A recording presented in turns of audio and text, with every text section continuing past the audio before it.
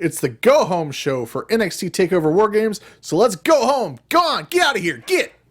You're tuned in to AfterBuzz TV, the ESPN of TV talk. Now, let the buzz begin. Yeah, give me the air guitar. There it is. Yeah. Feeling good? Kick. Oh, the kicks! Yeah! Kicks are important. High kick! Boom! Alright, everybody, welcome back to the NXT After Show here on AfterBuzz TV. I am your host, Bill Hanstock, because Mark V. Donica is on assignment! Yep. Because it's TakeOver in 3 days. So Yeah, he got shot by a bunch of desperados. with me, as always, is the one and only Robert Baines. And I tell no lies. Yeah, No. that's your gimmick. Yeah. I'm not a liar. One of a known truth teller. One of Robert Baines always tells the truth, and one of Robert Baines always lies. That's true. You get to pick which one, though. Yeah. But guys, we got the go home show as expected. Well, as we generally expect, largely a clip show to set up the coming takeover. We did get confirmation, hard confirmation, rock So hard. turgid, Whoa. frothy confirmation Whoa. that it's takeover NXT TakeOver War Games, which happens on Saturday right here in Los Angeles, California, Yeah, at the Staples right Center. here. Right here. Right here. At the Staples Center in Los Angeles, California, will be officially 4 matches for War Games TakeOver War Games, and Seems a little short. and a bit into the show, we got official confirmation that Cassius Ohno versus Matt Riddle will not take place on the TakeOver card. It will instead happen next week, which is to say, on the Staples Center pre-show that is an hour of taped stuff for next week. Or... Yes. Ooh, but they did a taping up in San Antonio. Or Well, I don't care. in what San they did. Jose, excuse me, not San Antonio. Well, they might be just taping Ono versus Riddle. yeah. Like, they might have another match, but they might just be taping Ono versus Riddle and then show that match and then maybe show some other matches. Because San Jose was a taping. Right. So it's a little different now that they have an actual set of tapings in the can, ready to go. There isn't necessarily a need to tack on an hour of tape ahead of the takeover. Yeah. So I guess we will have to see exactly how that's going to run. Yeah.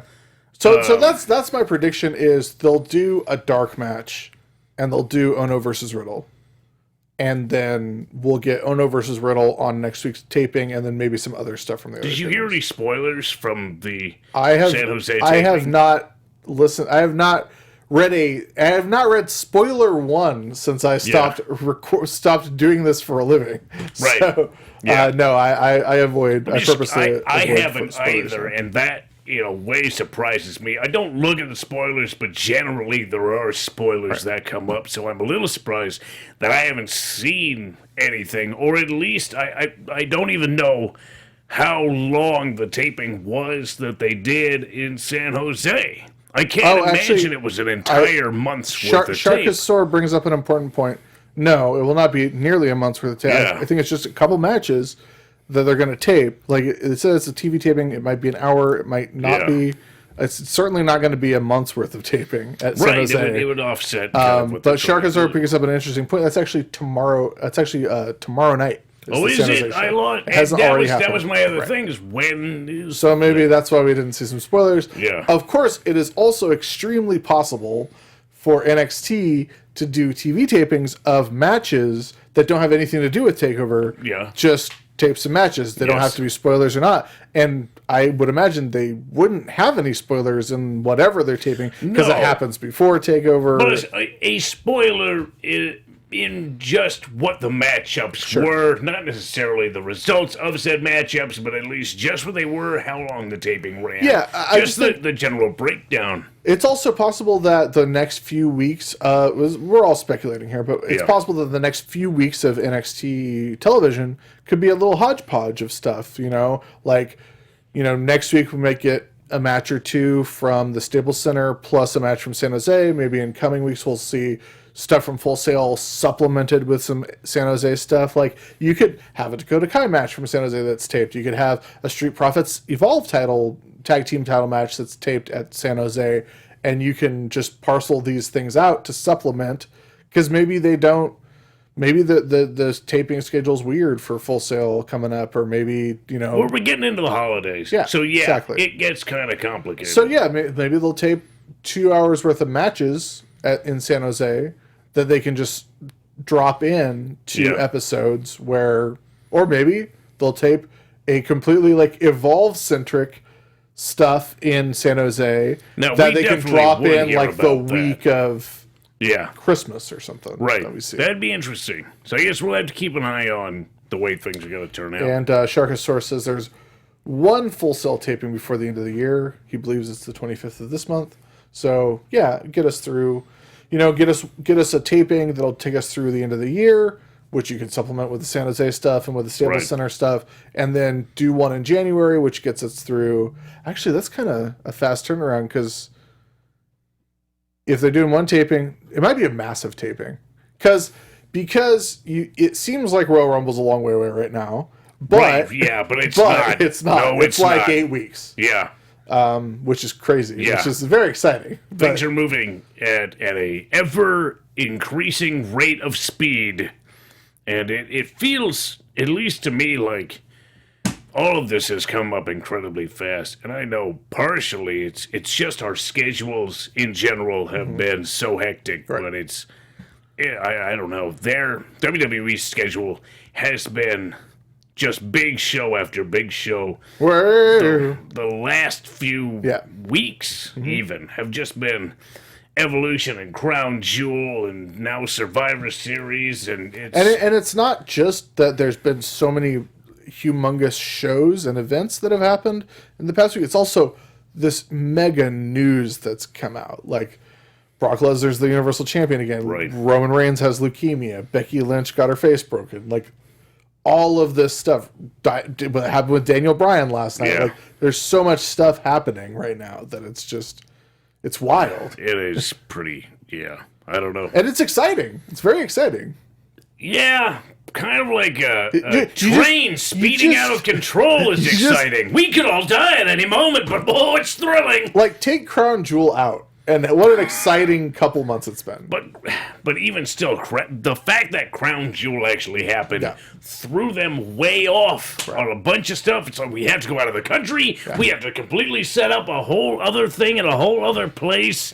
It was... And because of everything that was happening in Saudi Arabia, they had to half-promote Crown Jewel for a couple weeks. Yeah. And then once they actually committed to doing Crown Jewel, then they only had 2 weeks to build Survivor Series. Like, NXT is generally a completely separate entity, except when it's, a takeover, and it works in conjunction with an entire week, what feels like a week of stuff that WWE is doing in Los Angeles at a singular venue. They're doing 4 straight days at Staples Center. That's crazy. And there is speculation and some reportage that there might be NXT call-ups coming this week. Why not? They're all in the same house at the same time. It would seem odd if it weren't to happen, but of course that's the rumor, because somebody looks at it and goes, well, I mean, everybody's here. What if somebody was just to show up? Right. All right, well, we'll get to some more speculation later. We should get to the actual episode of NXT we watched, but before we do, hey, AfterBuzzers. Our network produces after shows for nearly all your favorite TV shows. If you've heard of a show on television, odds are good that there is an AfterBuzz show for it. From dramas, reality TV, sci-fi, and more, there is no network that works harder to serve television fans. But we do need your help. We're asking that you please subscribe to one or more of our YouTube channels. We have them broken up into different channels. But by subscribing to our channel, YouTube will suggest content that's tailor-made for you and will help AfterBuzz continue to grow. And if you're worried about those pesky notifications as you get on your phone sometimes, don't be worried about those. They are optional. You can turn them off. But, if you sign up, might as well get them, right? Yeah, okay. Yeah. So hit that subscribe button now for this channel and check out our other AfterBuzz YouTube channels as well, and let us know you did so in the comments, and we'll thank you on the air. That's right, on the air. So for now, thanks for being the best fans and helping us be the ESPN of TV talk. Bill Hanstock, ESPN. So if you say it, it happens. Yeah, you gotta put it out exactly into the universe. What would you want to cover for ESPN? Just the wrestling, or you want to do baseball? I wouldn't want to cover wrestling for ESPN. Basketball. So after having worked at a television sports network for a television sports channel for the past couple months, winky face. It's an interesting prospect because knowing now like what that's like as opposed to just working for a general sports website, you have to take into consideration if you're working at those channels what deals those channels have in place with existing sports. So like for example, CBS Sports doesn't have like an MLB deal. They don't have an NBA deal. And ESPN, they got some NBA, they've got some football, basically just Monday Night Football. That's the only one that ESPN has. So they have like the Sunday game of the week for baseball. Yeah, I guess baseball would be, baseball's my favorite sport. Yeah. So yeah, sure, why not? Okay. All right, cool. So Better Know a Bill segment. This week we had no more Ronaldo still. Vic Joseph was back again. But we had 3 matches this week and a whole bunch of video packages, which are very good video packages, as always. Yeah. But we don't really need to talk about those as much. But we had Bianca Belair facing Mia Yim in Mia Yim's second match. She had one match on NXT. She's been in the Mae Young Classic. Right. She had one match officially as part of an NXT signee recently. Yeah. 2 weeks ago. I want to say it's her second. It's got to be her second, maybe her third if we're missing one. I don't think it's her third. Yeah. But Bianca Belair versus Mia Yim. Bianca Belair gets the win with what apparently is called the KOD. Why? Because she loves Cassius Ohno. Oh, weird. Yeah. She's married to a whole other dude. She wants KO's D? No. No. What are we supposed to infer here? Knockout. Damn. So, what did you think of this match, my friend? It was pretty good. You and I had a sort of lengthy conversation off air about the way in which Bianca Belair is currently functioning in the ring, and the fact that she is not necessarily trying to prove that she is the best, and that she is indeed sort of cheating within matches to establish that she is better than average and that she is owed the privilege of being denoted as better than average. Mm-hmm. So she's taking shortcuts. But I don't feel that she is established enough yet to sort of be cheating the way she is. And you actually compared her very highly to Kurt Angle. Mm-hmm. And would you explain that? Yeah, so, people may forget this about the early days of heel Kurt Angle, but what's basically driven the Kurt Angle character whenever he is not a good guy is that he is a generational talent as a professional wrestler and as an amateur wrestler. When he first came to WWE, he was touted as being the most accomplished real athlete in the WWF. So that he carries that with him. He's a gold medalist. He won a gold medal with a broken freaking neck. So in Kurt Angle's mind, sort of similar to like what Ronda Rousey's real life has been like. It's a person who has always succeeded. He has always been the best. He reached the very pinnacle of what you can be in quote unquote legitimate sports, and then he transitioned to professional wrestling.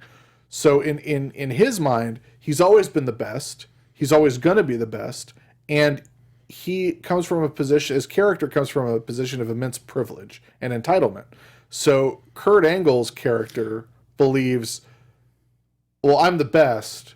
Everyone knows I'm the best. So just give it to me. Yeah. And in that sense, he fell in with Edge and Christian early in his career, and he was eager to take shortcuts. He was often overmatched by opponents in terms of, size, power. So in his mind, he's not overmatched ever because just give it to him. Yeah. And so that willingness to take shortcuts, that willingness to run away from things, to just take what you feel you're owed, what you feel you deserve, you should be given, that is ingrained in that character and comes at the cost of how talented he is. Yeah, and I the way that you lay it out, I absolutely see the overlap between Bianca Belair and Kurt Angle. Yeah. But the one thing that Kurt Angle has that Bianca Belair does not have is a gold medal. Sure. That thing is the means of conveyance through which Kurt Angle is able to say, I am the best. He has something already to literally show that he is the best, and so he can automatically make the argument that I am the best, therefore I can just take shortcuts because I've already proven it. But Bianca Belair does not have that yet. She doesn't have that yet, but the forums are different. Kurt Angle was going on to the main roster of WWF when there wasn't an option of not doing that. He was going to the biggest pond there is immediately as someone of his stature. Bianca Belair is not coming from a wrestling background at all. Right. She won, track awards, she set records, but in her mind, and this is something that WWE itself had put out several videos of her working out in the Performance Center, being like, look how much she kicks butt at the Performance Center before she was ever in NXT, on NXT television. So in her mind, she's at the Performance Center with, in her mind, a level playing field of everyone else. And she looks around all day at everyone else who's training with her, and she's developing faster than everyone else. She lifts heavier than everyone else. She runs faster than everyone else. So in her mind, she's already beaten everyone at everything on a level playing field. So she's undefeated. She's the est. She believes she should have already had those title shots. So that's her mentality, and it's not a direct corollary with Kurt Angle, but it's a different forum. It's a different playing field. Okay. So, but for a first-time viewer of the product, sure, it doesn't come off that way. They don't understand that she has all of that behind her. So why don't we split the difference and have smaller vignettes and promos where she is training, where she's able to show do some off. Mr. Perfect stuff. Absolutely. Yeah. Why not just go that extra mile and solidify that she automatically trains harder than everybody else? So you're right. She does think she has beaten everyone. So why not just cut to the chase on this? And I think that's what she tried. Money, please. Yes, that's what she tried to do against Mia Yim. Yeah. And Mia Yim did a well enough job of putting up a fight, a meaningful fight. Mm-hmm. But I don't think Mia Yim is yet prepared at this time in NXT to compete with somebody like Bianca Belair. Mia Yim, to me, looked to be a step behind, sort of constantly. What the things that she did offensively weren't as crisp, weren't as fast as they should have been. And I think she didn't have as much behind her strikes as she should have. Mm-hmm. And as a result, I mean, she ended up losing this match, but even the way in which she lost was not so great. I think she was completely outclassed in there. Mm-hmm. And you can take an L. You can take an L. There's nothing wrong with losing a match.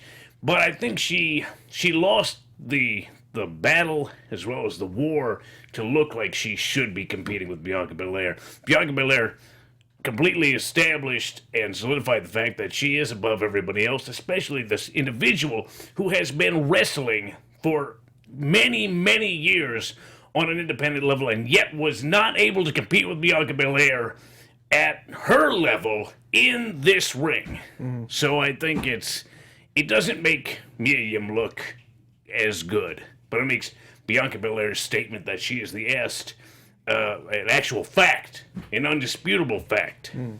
So I hope Mia Yim's able to find her pacing and find what makes her different. She's sort of leaning on the fact that no one in WWE is like her. But what does that mean when she gets into the ring? What is being a blazing baddie? What does that mean in your fighting style? So I think she needs to figure that out. More than anything, I think that she was pushed to TV a little bit too fast. She doesn't know who she is yet. That's my 2 cents. Well, luckily it's developmental and she'll have time to develop. Absolutely. All right, Kathy Kelly's backstage with the good guys for War Games, and they squabble over who is going to compete in the contest to determine who gets the advantage in War Games. Spoiler: it's the heels. The heels always have the advantage in War Games. Today it could have been different. Could have been. They bicker, and finally Hanson says, "I'll do it." So a little bit surprising. We weren't really expecting Hanson versus O'Reilly to be the match that would determine the advantage in War Games, but I mean, I'm sort of not surprised that Hanson took it. Being, I think, the oldest member of that faction, automatically, I think he's just tired of the arguing. Shut up, all of you. Just let me do it. Should have taken his beard and stuffed it in his ear. We got a video package for Aleister Black versus Johnny Gargano. Good video package. Basically says all the stuff we said last week. So if you missed that episode, go back and look at it. Yeah. We're right again. Nothing's new. And Still then right. we go backstage to Kathy Kelly again. And I can't believe we're in an era where Kathy Kelly just does everything and they don't have to have Kathy Kelly's 2, 3, and 4. Kathy clones. Right. Yeah, no, they just got the factory model, and that's all you got to do. We go now to A. Kelly, Kathy, and Kathy. And she's interviewing Matt Riddle, and he says that everything's been great. I made my debut last week. So it was a damn fine debut. Yeah. Can't argue. And then Cassius Ohno barges in. He's like, hey, hey. And he tries to compare himself. Young whippersnapper. He tries to accuse like Riddle of not debuting the right way because he says, when I came back to NXT, I went after the champ Shinsuke Nakamura. I went after glorious Bobby Roode. I took it to him. He leaves out the part where they both beat him pretty handily. Pretty soundly. But he says, I've been calling you out, man. What are you gonna do? And Riddle says, all right, I'll wrestle you next week. Yeah, Matt Riddle is so low key. I don't think he can be sort of frazzled. He's great. He's just at ease all the time. Yeah, that's just him in real life. Yeah. No, I know. And super chill. I'm glad that it immediately translates to NXT television. He's just believable. Yeah, because that's him. That's who he is in real life too. Yeah. We got our second match of the week. Lacey Evans faces Carissa Rivera, who we haven't seen before. Lacey got the win in a short match with the woman's right, as well as she should. Lacey Evans, whatever, getting another win. Carissa Rivera, for those of you who are curious, because we didn't know who she was, she is a second-generation wrestler. She's based out of New York and New Jersey. Her father was the Cherokee Chief Cherokee, who wrestled in the mid 70s to mid 80s. He wrestled in Puerto Rico. He was the original partner of Hugo Savinovich. If that name sounds familiar to you, he was a fixture at the Spanish announce table. Yep. So a little history for you there. Second generation wrestler, just sort of getting her start. Only been doing this for a short time. She's got a look. Her gear is a tribute to her father. It's very decked out in Native American iconography. Pretty cool. She also didn't do it on TV, but you go to her Instagram, she has the headdress and everything. Very much dedicated to her dad. So that's cool. But yeah, Lacey Evans. Pretty much, yeah. Then grabs the mic after the fact and, does her Lacey Evans thing. She's doing her thing. She's the only real lady in NXT. Okay. Yeah. Velveteen Dream and Tommaso Ciampa get the video package treatment. Awesome, of course. We're extremely excited about this match. We're very excited it's not going to be a triple threat with Lars.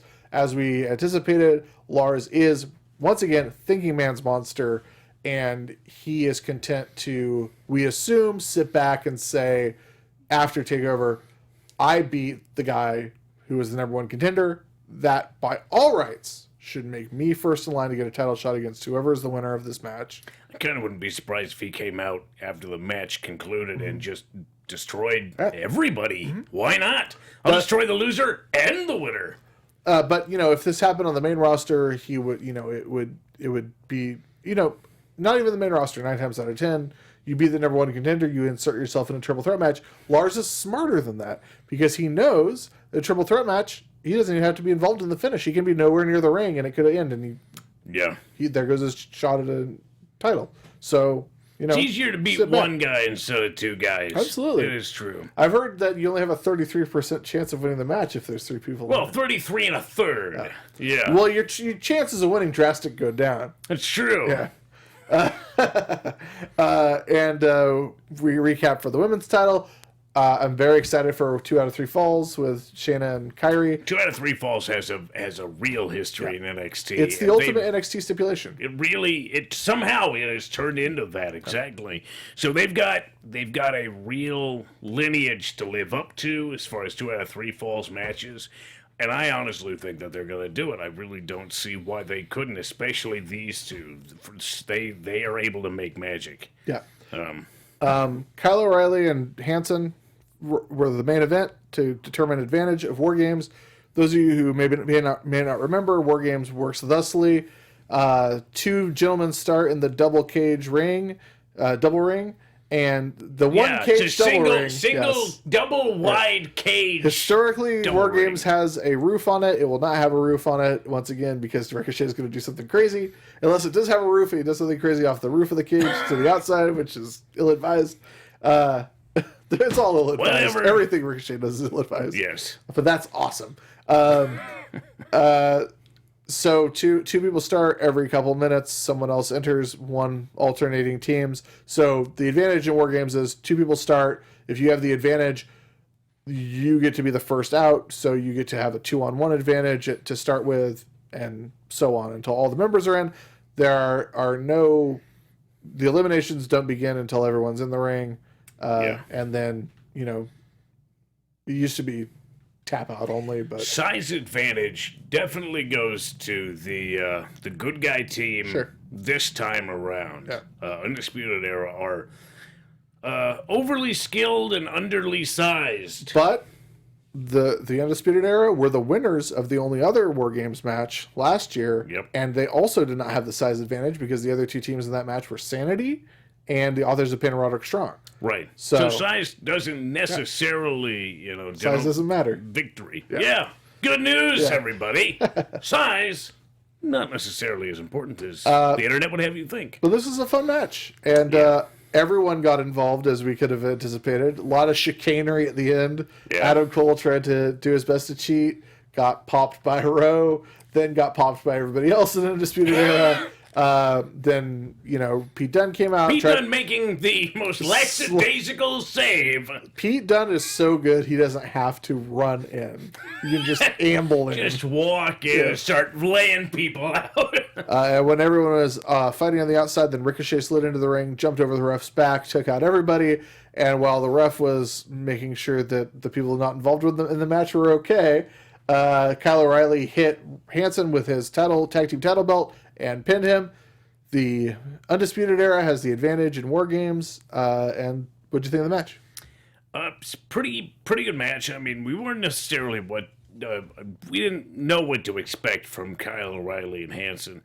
I wouldn't say they're the strongest members of their individual teams, so it was an interesting choice to have it be these 2 individuals. But I think it did a pretty good job of highlighting what they're capable of, at least independently and not with their specific teams.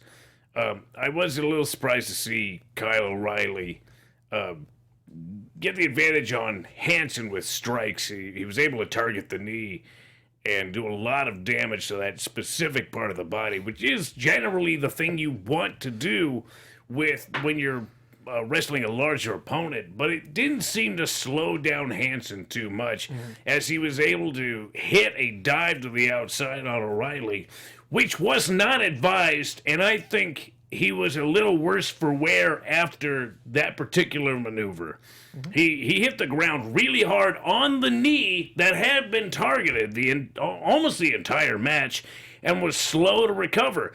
That was a big risk with a match like what's coming up on Sunday, or Saturday rather. It's a really big risk to be trying to dive out onto an opponent who you have easily 100 pounds on. I would not advise it. But it obviously wasn't enough to slow down Hanson completely. He goes for a huge moonsault onto O'Reilly and misses it completely. No water in the pool, and I think O'Reilly has Adam Cole to thank for that. Just a small distraction of his presence was able to throw Hanson off enough to miss the moonsault, and then O'Reilly, eventually getting the win with so much craziness on the outside. The ref loses control of what's happening in the ring with so much that's going on outside the ring. What this means for TakeOver War Games, it's really hard to say. I think this is the first time we've seen two relatively united teams. Before it was 3 teams. Now we've got 2. Really hard to say who's going to be coming out with the W. Yeah. But, well, we'll get to that in a sec. Yeah. I want to make sure that we pay attention to Zeno Hour, who said Ono is like that guy that asks a girl out but gets ignored, so he turns into an MRA. Yeah, kind of. Yeah. But what the hell, man? What the heck? Cassius Ono, incel. He's got almost a neck beard. Well, what do you say? What do you say we do some predictions? All right, let's do it. Is there like Pull a drop pin on that we that do grenade. for AfterBuzz TV predictions? And now your AfterBuzz TV predictions. Mind taker. So, let's start with. We don't have to do a prediction for Ono versus Riddle because Riddle's going to win, but also it's on. It would be. War Games. What if Cassius Ono won, though? That would be pretty funny. What if he won? Why would you do that to Matt Riddle? Sometimes you gotta fight uphill, kid. All right, fair enough. You think there's a chance? There's always a chance. But you don't think it's likely? No. Same. I think Ono's pretty clearly transitioning into that. Maybe a trainer type of dealie. They've been essentially calling him that. Have they? Yeah. Like, I think it was Regal was putting him over on Twitter saying this guy has done everything to learn all these different styles of wrestling, and now he's passing it on to the younger guys coming in. Like, yeah, okay. He sure is. We know where that's going. So, it's the first match. Black versus Gargano. I hope it's Aleister Black. Yeah. I hope it's... I don't know where Gargano is supposed to go. Because he doesn't have allegiance to anybody. He's not with Ciampa. He's turned this direction because of Ciampa. So he can't say, oh, I understand where you're coming from now. No, Johnny Gargano thinks he's still in the right. And Ciampa is so clearly in the wrong. So it's a different version of right. And if you're following Ciampa or Gargano on Twitter, you'll see that he's constantly saying, well, I'm the good guy here. That guy hails Satan and stuff, and I'm clearly the good guy. But I think it's a pretty weak ploy to try and justify what you're doing. And I don't think if he does lose, I don't know where he could possibly go. So it's kind of a win or die place to be for him. Because Aleister Black, he's fine. No matter what, Aleister's fine. He can come in and just wheel kick Ciampa and he'll get a rematch for the belt. It's not a problem. So... Well, he's owed a rematch because he never got his title shot. So we might actually, if Gargano beats Black, we might get that triple threat we were supposed to get quite a while ago now. I think that Gargano's going to win this one just because he sort of needs to win at this point, or especially die. with his new mentality. I think, it's a powered up Aleister Black. All his genitals are back in the right place now. But well, I mean, I assume all of them. I mean, he might have some strays, but you never know.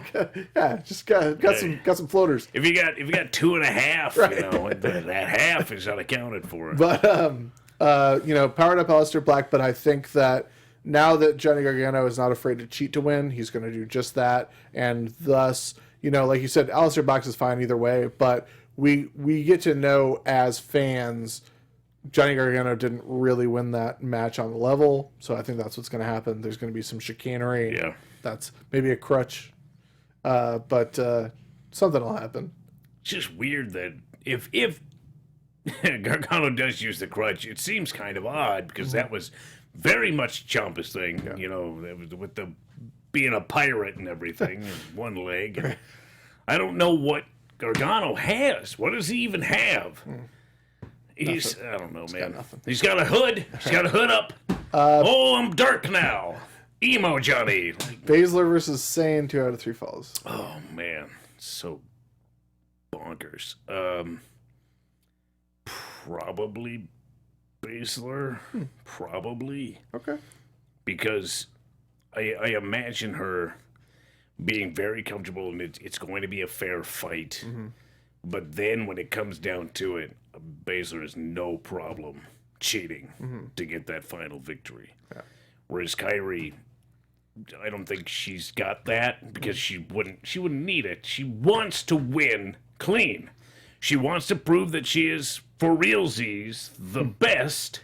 So she's no interest in cheating.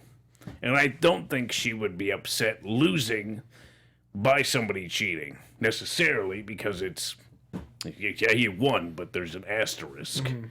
So I think Baszler's got probably the better chance. Although, with the rumors of call-ups... We'll get to that in a sec. Yeah, but that factors into this.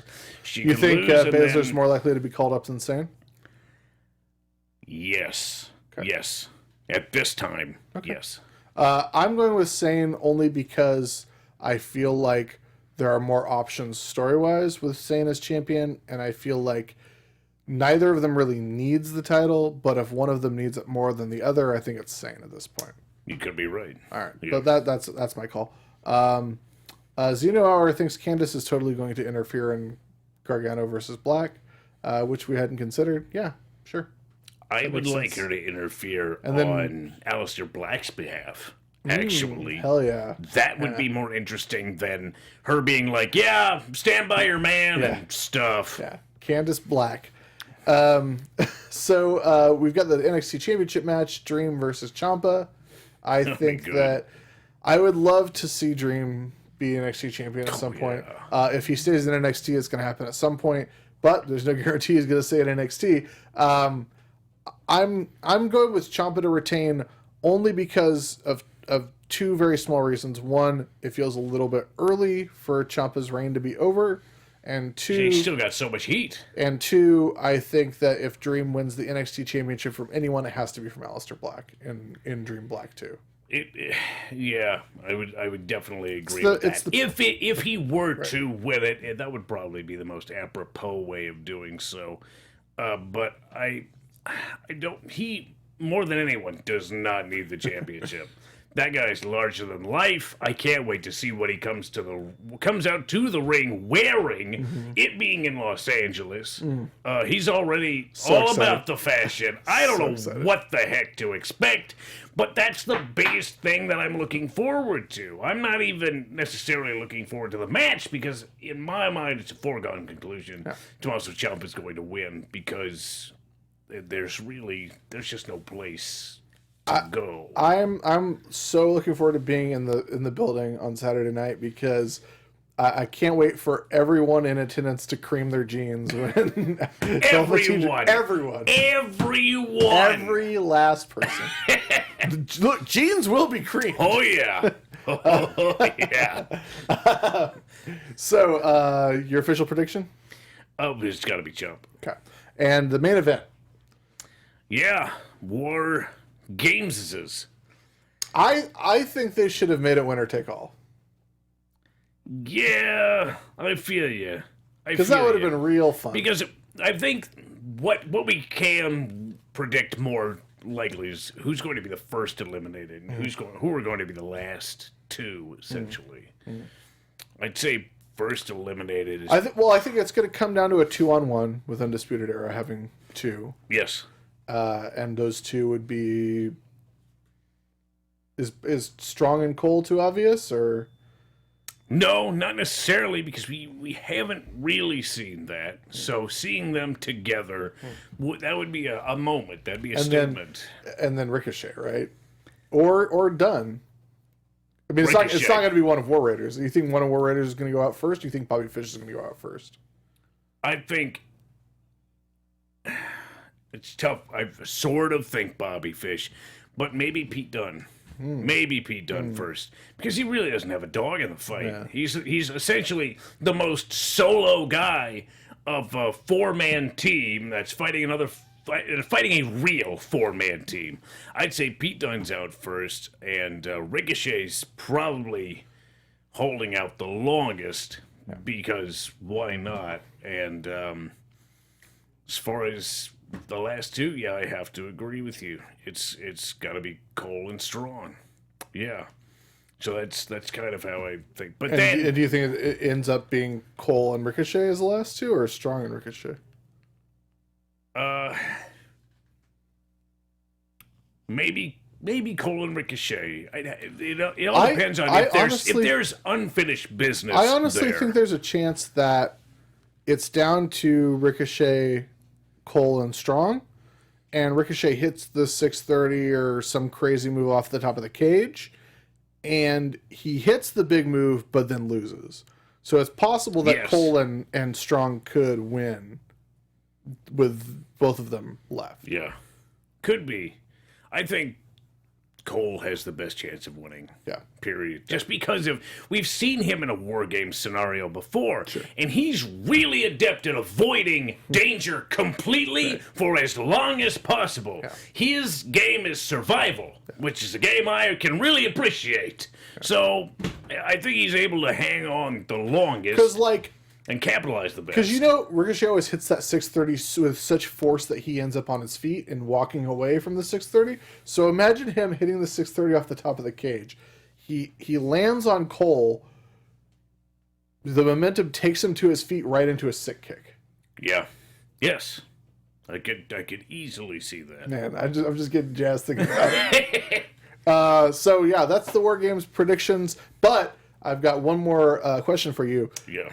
If there are call-ups, who are your three most likely? Let's do that. Your 3 most likely to be called up, because not necessarily 3 that you want to see, but most likely. What's the most realistic 3 call-ups this weekend? Probably Dream of the people on TV, because it's entirely possible that somebody gets called up that we haven't seen before, because they've got an army down in that PC that's ready to go to TV. Right. Probably Dream, just because he's so big, and I think he would do so well on a large stage. You think that it's because he's so young? You don't think that it's a situation where they like to be able to call him a former NXT champion? You don't think they care? No, I don't think they care. It's just look at him. Yeah, you go that's he's a stallion. Yeah. So Dream, probably Baszler. I said it before and I'll say it again. I think the time is right for her to get called up, especially with Ronda being involved in. This isn't. I mean, it's not confirmed, but maybe the main event of Survivor Series. She'll at least be ringside. We can probably count on that. So most likely Baszler to set up for WrestleMania crazy to say, a few months. 5 months. Wild. It's nuts. And then for the third... No. Third is tough. Maybe Lars, because he's so damn big, and they like their big guys.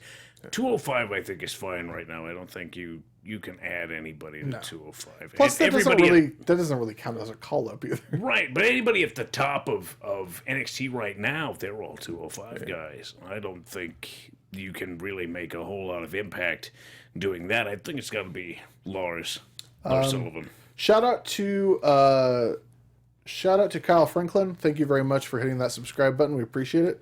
Other people can get thanks too if they do the same. You're jealous? I You're think jealous, chat? I think Dream, Sullivan. I think the three most likely are Dream, Sullivan, and Lacey Evans. Lacey, really? Yeah. Yeah, okay. I think those are the three most likely, but I could also be persuaded to say Dream, Lacey Evans, Pete Dunne. Like, really? There's NXT UK to get through, and he's the longest reigning champion that WWE has right now. But why wouldn't you want to get your longest reigning champion that you have right now onto your main roster shows to promote NXT UK, to get a little bit of extra juice, and then have NXT UK title? Yeah, it doesn't really make sense. But but you feel strongly about his ability on that stage. Yeah, because I think there's a big argument to be made about, let's defend this UK title on the main roster shows once in a while. But I also think that there's a strong argument to be made about maybe Pete Dunne's going to lose that NXT title at some point and get him onto the main roster and have him kick some butt. He is convinced that he's going to be a world champion within the next 5 years in WWE. Hey, bless his heart. I hope it happens. Triple H himself has said potential world champ at some point in the future. So I need to see him wrestle bigger guys. And I think we will. Yeah. I think we will at some point, for sure.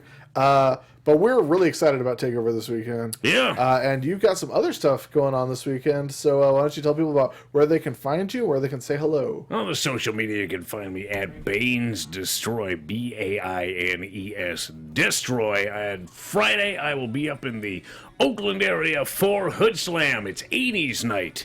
So I'm kind of excited to have my take on RoboCop. Nice. It'll be really fun. Are you going to meet Sting? White Castle? I might save him. Nice. I might, just mosey on down to the ring like RoboCop does, because he can never move very fast. Sure.